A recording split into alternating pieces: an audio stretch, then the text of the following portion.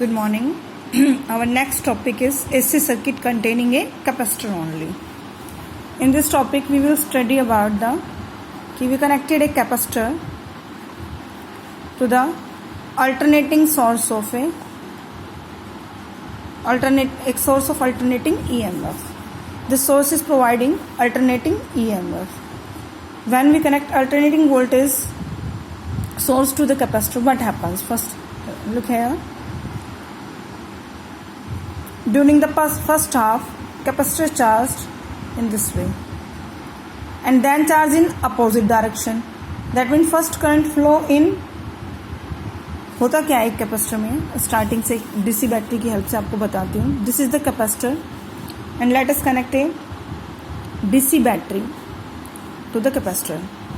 क्या होगा, capacitor electrons, ये पॉजिटिव पोल इलेक्ट्रॉन्स को कैप्चर करना स्टार्ट कर देगा. मीन्स इसके इलेक्ट्रॉन्स इधर फ्लो करना क्या कर देंगे, स्टार्ट कर देंगे, और नेगेटिव उन इलेक्ट्रॉन्स को एमिट करेगा और वो बी प्लेट पर इलेक्ट्रॉन्स जाना क्या कर देंगे, स्टार्ट कर देंगे. जो ए प्लेट है वो इलेक्ट्रॉन्स डोनेट कर रही है, कैप्चर कर रहा है और ये उनको दे रहा है, मतलब इलेक्ट्रॉन्स इस साइकिल में फ्लो कर रहे हैं.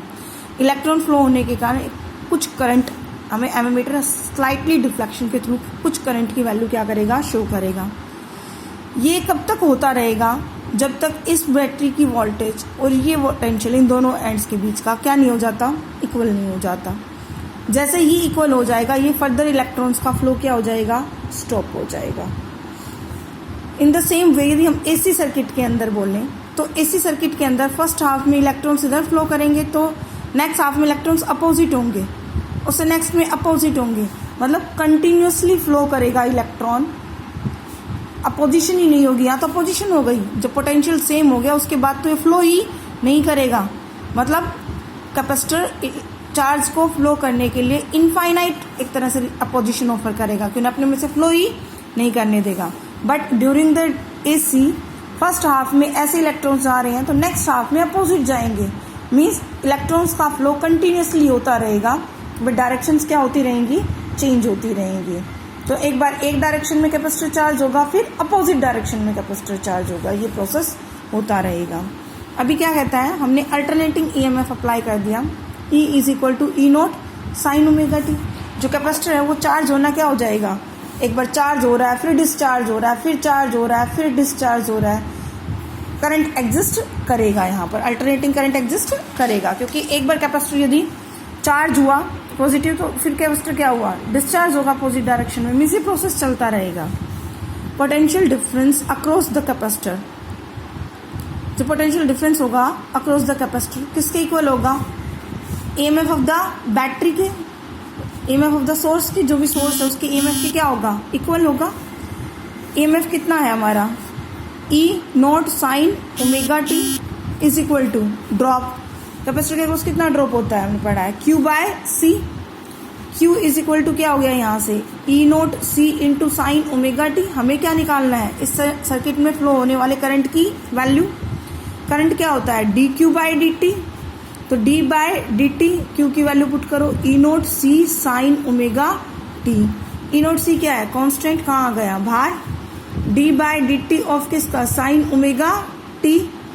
Sign omega T E naught C, sine omega T का क्या होगा, cos omega T into omega, क्या आ गया हमारे पास करंट की वैल्यू, ओमेगा ई नोट सी और इंटू कोस ओमेगा टी.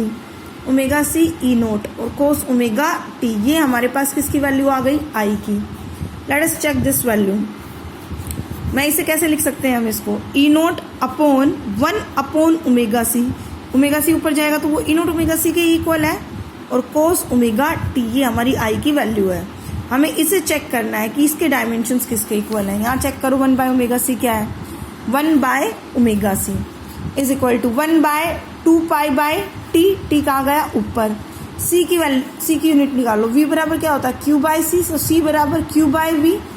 तो सी की निकालनी हमें, क्यू का तो क्या हो गया, कुलम, और वी कुलम क्या होता है, आई बराबर क्या होता है, क्यू बाय टी. तो क्यू बराबर क्या होता है, आई इंटू टी, मतलब कुलम की जगह एम्पियर सेकेंड, और वोल्ट का क्या होगा, वोल्ट. ये सी की यूनिट आ गई, एम्पियर सेकेंड पर वोल्ट. इसे पुट करो, सी की यूनिट पुट करनी है तो नीचे एम्पियर सेकंड और ऊपर क्या चला गया, वोल्ट. टाइम का क्या होगा, सेकंड, सेकंड से सेकंड कैंसिल, क्या आ गई, वोल्ट अपॉन एम्पियर, मतलब क्या आ गई, रेजिस्टेंस, मतलब 1/ωc एक तरह से अपोजिशन है, जिसे हम किससे इंडिकेट करेंगे, एक्सी से, जिसे क्या बोलेंगे, कैपेसिटिव रिएक्टेंस। क्या नाम देंगे इसको, कैपेसिटिव रिएक्टेंस। मतलब ये एक्सी है तो ये किसके इक्वल हो गया, E0/XC cos ωt।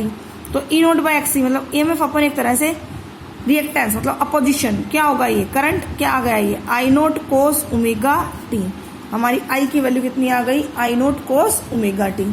Now next क्या कह रहा है, इसको हम कैसे लिख सकते हैं, I = I0 cos ωt को। देखो cos को मैंने आपको कल भी बताया था कि इससे प्रीवियस हमने जो वीडियो पढ़ी उसमें भी पढ़ा हमने कि दोनों फंक्शन सेम में होने चाहिए, या साइन का है तो ये फंक्शन भी साइन में कन्वर्ट करना पड़ेगा, और ωt में कुछ ना कुछ ऐड या ωt में से सब्ट्रैक्ट होना चाहिए। तो I0 cos ωt की जगह लिखोगे साइन ऑफ ωt प्लस π/2, ये हमारा I की वैल्यू आ गया। तो दोनों इक्वेशंस हो गई, इनके बेसिस पे हम डायग्राम्स ड्रॉ करते हैं।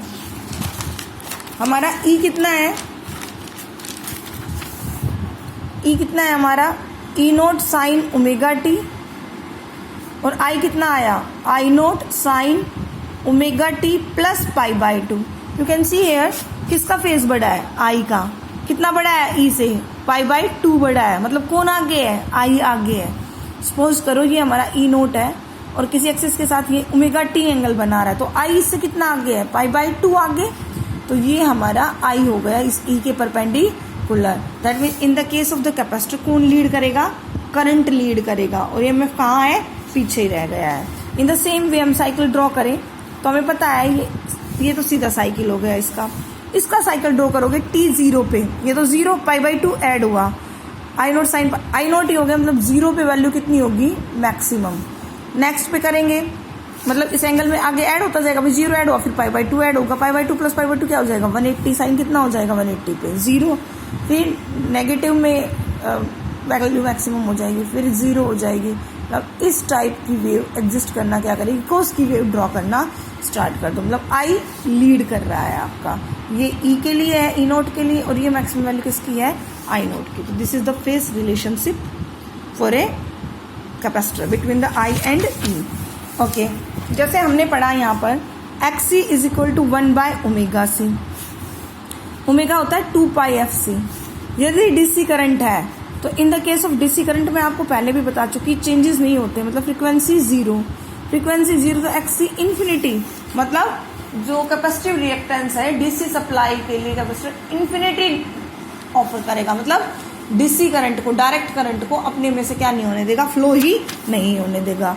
उसके लिए कुछ फ्रीक्वेंसी होगी तो XC की वैल्यू फाइनाइट होगी, मतलब इस AC को अपने में से क्या होने देता है, कैपेसिटर फ्लो होने देता है। तो DC को ब्लॉक करने के लिए हम चाहते हैं कि DC पास ही ना हो यहाँ से, तो उसके लिए हम यहाँ क्या लगा देते हैं, बीच में एक कैपेसिटर जो DC को कम्प्लीटली क्या कर देता है, ब्लॉक कर देता है और उसे पास नहीं होने देता है। This is about the capacitor.